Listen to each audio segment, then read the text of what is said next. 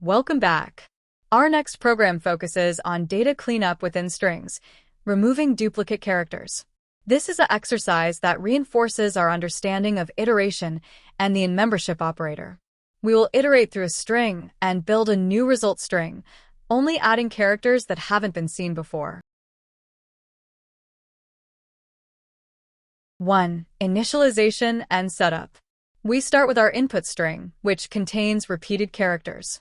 The core of this solution is the empty string unique_chars, which will serve as both our result and our historical record of characters already added.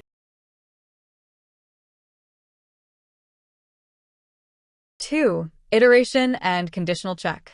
We use a for loop to process every character in the input string.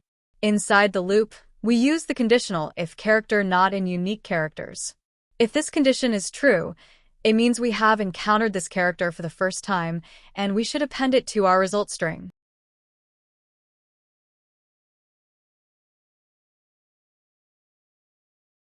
3. The alternative sets.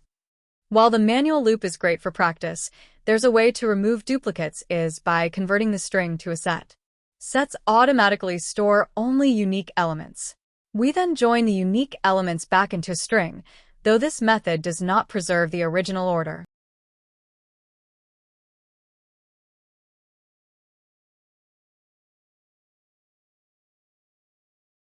To summarize, the manual looping method is crucial for preserving the order of first appearance. It is a fundamental pattern for building a filtered collection by checking against the collection itself.